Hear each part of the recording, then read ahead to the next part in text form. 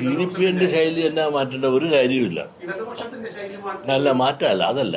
ഇപ്പോൾ എല്ലാവരും പിണറായിയുടെ ശൈലി മാറ്റണമെന്നല്ലേ പറയാറ്. പിണറായിയുടെ ശൈലി മാറ്റേണ്ട യാതൊരു കാര്യമില്ല. കാരണം അദ്ദേഹത്തിൻ്റെ അതേ ശൈലി നിന്നിട്ടാണ് ആദ്യത്തെ 5 കൊല്ലം ഭരിച്ചു. അതേ ശൈലി തന്നെ ഒരു മാറ്റം എല്ലാവരും വിമർശിച്ചിട്ട് പോലും മാറിയില്ല. രണ്ടാമത് 3 കൊല്ലത്തേക്ക് 5 കൊല്ലത്തേക്ക് പിന്നീട് തിരഞ്ഞെടുത്തു. അതേ ശൈലി തന്നെ തുടങ്ങുന്നു ഇപ്പോഴും. അപ്പോൾ ശൈലി മാറ്റം കൊണ്ട് അദ്ദേഹത്തിന് വോട്ട് കുറഞ്ഞിട്ടൊന്നുമില്ല. രണ്ടാമതും ഒരുപാട് പ്രശ്നങ്ങളുണ്ടായിരുന്നല്ലോ കഴിഞ്ഞ 5 കൊല്ലത്തിന് മുമ്പ്.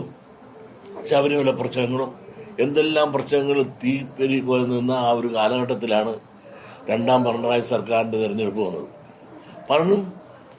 പലപ്പോഴും ഈ ഇടതുപക്ഷത്തിനൊരു വിജയം കിട്ടുകയില്ല എല്ലാവരും പ്രതീക്ഷിച്ചെങ്കിൽ പോലും വൻപിച്ച വിജയമല്ലേ രണ്ടാമത് കിട്ടി. അപ്പോൾ പിണറായിയുടെ ശൈലി എന്ന് പറഞ്ഞ ആ ശൈലി ഒന്നും മാറിയില്ല, ഇപ്പോഴും മാറിയില്ല.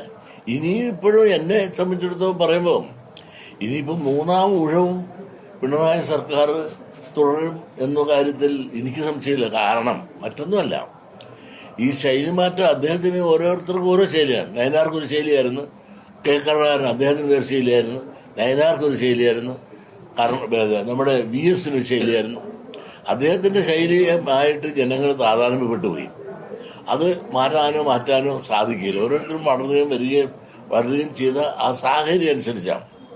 എന്നാൽ 3ാമതും ഊഴത്തിനും ഇടതുപക്ഷത്തിന് അവസരമുണ്ട് എന്ന് ഞാൻ പറയാൻ കാരണം ഇപ്പോൾ ഉണ്ടായ ഒരു പരാജയം എന്താണ്?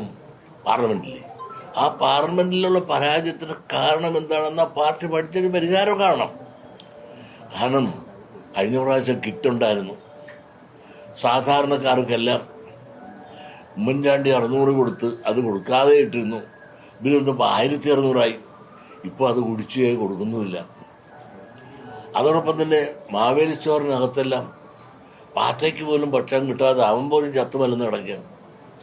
അപ്പോൾ പിന്നെ നിത്യോപയോഗ സാധനങ്ങൾക്ക് വില കുറച്ച് കൊടുത്തുകൊണ്ടിരുന്ന ആ സാധനം സാധാരണക്കാർക്ക് എന്നും ആശയും ആവേശമായിരുന്ന അവിടെ എങ്ങും നീതി സ്റ്റോറിലൊന്നും നിത്യോപയോഗ സാധനങ്ങൾക്ക് കുറഞ്ഞ വിലയ്ക്ക് കൊടുക്കാൻ സാധിക്കാതെ പോയതും ഒരു പരാജയം.